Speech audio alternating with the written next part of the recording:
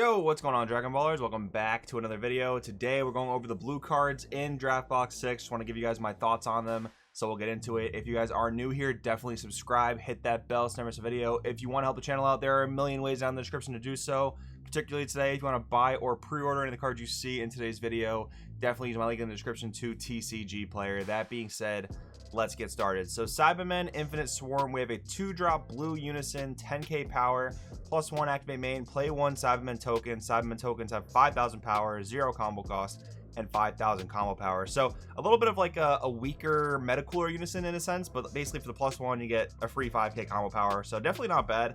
-1 activate main, remove one of your Cybermen tokens from the game, choose one of your opponent's battle cards with an energy cost of 2 or less, and place at the bottom of the owner's deck.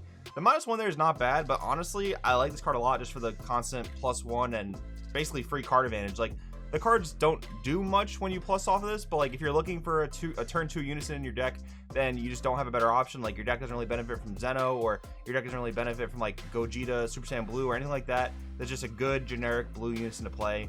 To me, that's pretty cool. Bardock Grade Ape Assault, we have a 5-drop super rare, double strike blocker, EX evolve for 2 blue over a blue Bardock with an energy cost of 2 or more. So keep in mind that will work with the older Bardock's crew stuff from Clash of Fates. You can evolve over that old 5-drop in your energy. Permanent, when using this card's evolve skill from your hand, choose battle cards from your energy and play this card in active mode. And then auto, if your leader card is a blue sand card, when a card in your energy evolves into this card, draw 1. Then at the end of the turn, switch this card to active mode and place the top card of your deck in your energy area in rest mode. Okay, a few things here. One, this only specifies a blue sand card, so I think you can experiment with this stuff in Bardock's crew leaders essentially, but I think for the older Bardock's crew stuff, especially for the Bardock's crew 5-drop, I'm pretty sure you need a Bardock's crew leader for that, so you may have to go with the old Bardock's crew stuff. I think what really this deck needs is a blue-yellow leader, so you can actually play Raider's Warcry, which actually, believe it or not, is a Bardock's crew. Maybe we'll get that in the future. I'm pretty sure after what happened in set 9, they probably want to avoid making Surge leaders, but I think they can do it in a pretty balanced way. Like, for example, like Red Green Broly is pretty balanced. Kefla is actually on the really negative balance side. It's really bad. So I think they can do it in such a way where that could work out. But regardless, this card is actually really good. Seems very strong for sure, but not overbearing by any means. Like, you get the restand once, and at the end of your turn you get switch energy to active mode and ramp a card, but that's just a one-time thing. So, and that's basically replacing what you used to go into this guy, right? So to me, that's pretty fair. Bardock the Final Spark, 2-drop 15k permanent. This skill can't be negated in any area, and this card can't be played from any area using skills. So no, like assemble a squad, for instance. Auto, if your card's a blue sand card, when this card's KO'd by an opponent's skill, place this card in your energy from your drop area.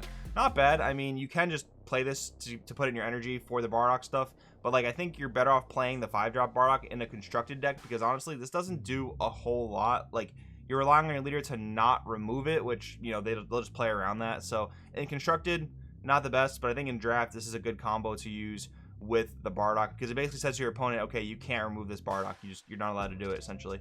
Bardock 3-drop 30k, just pretty cool to have there. King Vegeta Grade Ape Assault, 5-drop 25k triple strike, EX evolve for 3 blue over a King Vegeta blue, which I'm assuming we'll see in this set. Permanent, when using this card's evolve skill from your hand, you can choose battle cards from your energy and play this card in active mode. Auto, when this card's played, choose one of your opponent's battle cards and return it to the owner's hand. So a 3-drop triple strike essentially. Yeah, it does remove one of your energy, but this actually seems really worth it. Like, this is a really cheap triple striker. It's got a little bit of removal, so overall this actually seems like a really good card in my opinion.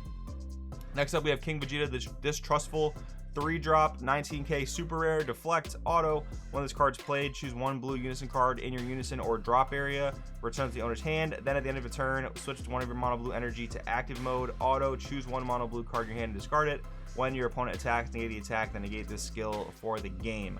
Okay, this is a little weird. We saw a similar card like this where you basically get to add unisons back from either drop or unison area to the hand. We saw that in set 11 with the 2-drop SR Goku counterattack, and it's just not that great of an effect. Like, it is kind of cool how you can pull them out of the drop area, but the problem there is you're spending so much energy to do it that you're not playing the unison until the next turn, and that can be very slow. So I guess this is your Vegeta you can evolve over for the Ape Vegeta, which is not bad, but if this Vegeta is not going to be that great, then maybe it's not going to be worth playing this, at least in a constructed deck. But if you're drafting it, I mean, this again still seems like a pretty solid combo. Vegeta Young Elite, 2-drop 15k, auto once per turn. Add 1 card from late to hand.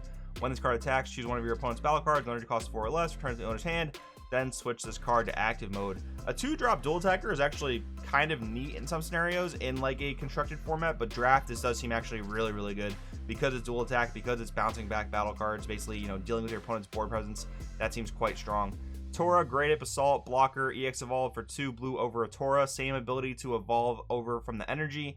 Auto, then in return, switch the card to active mode. He has a 20k blocker. Auto, if your leader card is a blue sand, when this card is KO'd by an opponent's skill, place this card in your energy from your drop area. Okay, this is really good. I mean, unfortunately, it doesn't get the effect when you block with it because it has to be KO'd by an opponent's skill, but this is going to be a peskier card that your opponent is going to have to do something about at some point, and this actually seems like a good complement to the Bardock stuff and like a constructed Bardock's crew deck. So yeah, it's unfortunate you can't just like block and get the effect, but maybe that'd be a little bit too powerful. So if your opponent deals with it in some way, they get punished for it, which is definitely a good design thing.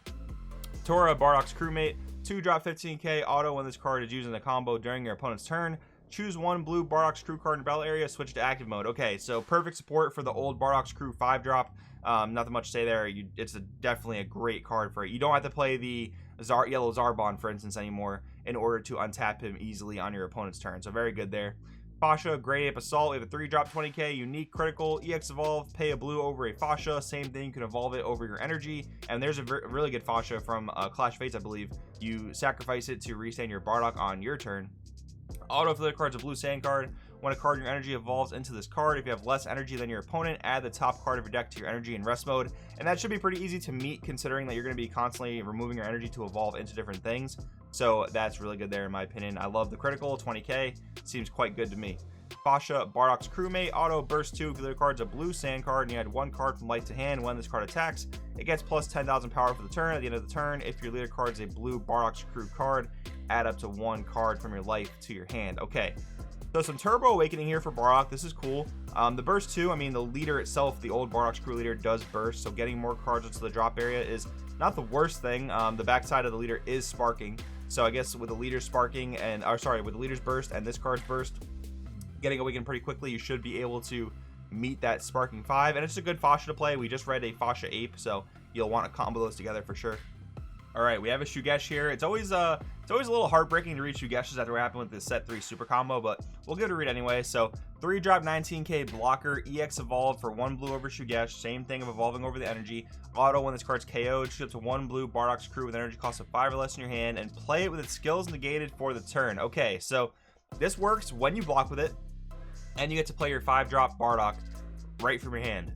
That's really good. Before that, you had to play like this whole the whole Tora engine where you play Tora on 2, pay 3 to play Bardock from your deck, and that's not too bad, but this actually seems like a little bit less costly on energy. It might be a little bit more specific of like a combo to pull off, but I mean, we'll see what the next Shugesh does. Shugesh, Bardock's crewmate, 2-drop 15k, when this card attacks, draw 1. Okay, it's a little bit lackluster, but I mean, you probably do want to play this purely just to get the Shugesh onto the field by evolving. There's also a 3-drop Shugesh from the Clash of Fates set that is basically a 3-drop. When you swing with it, you can either gain double strike or draw a card. I don't really foresee playing either of these Shugeshes onto the field, but I guess you will need some in your energy for the sole purpose of just getting the Shugesh onto the field if this proves to be the best way of playing your Bardock 5-drop, right? If that makes sense. Borgos, Great Ape Assault. We have a 3-drop 15k, unique barrier, EX Evolve, blue over a blue Borgos. Same thing, evolve over your energy. Activate battle once per turn. Choose 1 blue Bardock's crew card in your battle area. Other than copies of this card, switch to active mode. Then negate this card's skill for the turn. That card's skill for the turn. So you can't just keep untapping the Bardock that way. All right, guys. So correct me if I'm wrong in the comments below, but this seems like the #1 most absurd card you want to be putting next to your Bardock 5-drop from Clash of Fates. Like, once per turn during either player's turn, you can restand it. Sure, you negate its skills for the rest of that turn, but this is a barrier battle card that theoretically should stick around for a pretty good while and just consistently be untapping and like restanding your Bardock 5-drop to make your opponent bottom deck cards. And again, I am looking at this much more from like a constructed standpoint. Of course, this is definitely not bad with the Bardock 5-drop from this very set, but when you're combining this with the Bardock 5-drop from Clash of Fates, this just seems like an amazing card for the deck. And the Borgos 1-drop that, you know, punishes your opponent for offensively untapping is definitely just not bad to slam into your deck. It's a turn 1 cantrip essentially, easy charge, so that seems to actually pair quite well. And then we have the Borgos here, which essentially is, you know, the Dimension Magic Punisher. We talked about it before. I don't love that the card is printed, but I don't think it'll be that bad except for Blue Baby. I don't want to talk about the whole thing again. Tulo, 1-drop 10k, not bad. Nappa, Promising Youth, 4-drop 20k, double strike, EX evolve over a Nappa Adolescence. Me and my friends were laughing about how this is a Nappa Adolescence. He looks like an old man basically with a toupee. So permanent, you can evolve over your energy. Auto, once per turn, when this card attacks, activate the skill. At the end of the turn, switch one of your blue energy to active mode. Not bad there, considering it evolves for 1 blue. But I mean, you have to play a skillless in this deck. But actually, this actually raises a pretty cool point in my mind, at least. Let's say you're playing like a skillless deck, like skillless Goku, and you're playing some sort of strategy that revolves around 2-drop 20ks as opposed to the typical 3-drop 30k or 1-drop 10k strategy they play. So if you like put this in your energy and you evolve into this Nappa, you get a really cheap double striker, and when he attacks, you get an energy back for some defensive purposes. So that actually seems like a cool combo you can do there. Chilled, greatest pirate in the Cosmos, unique, auto once per turn. If this card attacks, deals damage to an opponent or removes a marker from an opponent's unison card, play up to 1 blue skillless battle card with energy cost of 3 or less from your deck or drop area, then shuffle your deck if you look through it. Another good piece of skillless support, activate main if you have 3 or more energy and choose 1 skillless battle card in your hand and discard it. Play this card from your hand. Okay, so you know, skillless Goku, if you want to play blue, this seems like a really good card to play. I mean, we're getting so many cards now that let you play yellow skillless better, let you play red skillless better. That was much more like in the anniversary box, and this seems like great support for blue skillless. And I think that combo I mentioned with Nappa, you know, playing this in your energy and just playing in the deck in general and then evolving, that actually seems quite good. Pirate Guard Toby, 2-drop 15k, counter attack, negate the attack and play this card. When this card's KO'd, play 1 chilled army token with 10,000 power. I'm not gonna pretend to know anything about the chilled archetype. I really barely remember what any of the cards do. So, you know, someone let me know in the comments below, does this stuff actually help chilled for like the old chilled leader? Let me know. I'm gonna venture out and say probably not, because that leader seems like absolutely unplayable, but again, let me know. Pirate Guard Kabira, 2-drop counterplay. Play this card, and the battle card being played is energy cost 3 or less. Return the owner's hand instead of being played. When this card's KO'd, play 1 chilled armies token, 10,000 power. Again, let me know in the comments. I really just don't know about anything chilled related, really. Riot Javelin, 2-drop counter attack. If your leader card is blue, negate the attack, then choose one of your opponent's battle cards with energy cost of 5 or less, ignoring barrier, and return it to the owner's hand. So this is a good, you know, piece of removal in general. A 2-drop counter attack that bounces something, ignoring barrier. That's definitely not bad. Bandai does this weird thing where they give, you know, a color, the cards to counter its own color. Like, you know, you have yellow like Chomp the Trickster countering yellow's boss monsters, and now you have this like Riot Javelin that counters, you know, your opponent in the mirror match playing Bardock's crew, right? It's just such a weird thing that they do, but for whatever reason, you know, it works, I guess. It's a good card. It's an SR, so probably won't be a chase SR, I don't think, but definitely not bad. Flame Bullet, counter attack. If your leader card's blue, negate the attack, then choose one of your mono blue battle cards and switch to active mode. Definitely solid. I mean, this is definitely going to work with your Bardock 5-drop, switching it to active mode, making your opponent discard cards. There's so many good cards in this set that actually trigger that Bardock 5-drop. It just seems so good. Intersecting Fates, we read this card already in a previous video. Downfall of Pride, activate main. If your leader card is blue, choose one of your opponent's battle cards with energy cost of 5 or less, place it at the bottom of the owner's deck, then choose one of your blue unison cards in your unison or drop area and return it to the owner's hand. Okay, so a 2-drop battle card that or extra card rather, that does offer removal. That seems quite good, and lets you recycle a unison card. I actually like this one a lot. This is actually a good one. I mean, you know, it will suffer from the problem of being an extra card. That's always something you have to look at when you're looking at extra cards. So that's pretty much all the blue cards. I think they're actually really good. I like how they support the old Bardock's crew stuff. I just think that we need a new leader for the archetype, but maybe that'll come in the future. Who knows? Sorry if that was a little fast paced, guys. I know that a lot of these reveal videos were like 40 minutes plus, so I did want to keep it on a bit of the shorter side. I think I did say everything relatively clearly. Hopefully, I know I do speak kind of fast sometimes, but I do like the stuff overall, guys. I want to know in the comments below what you think. Thanks for watching, and I will see you next time.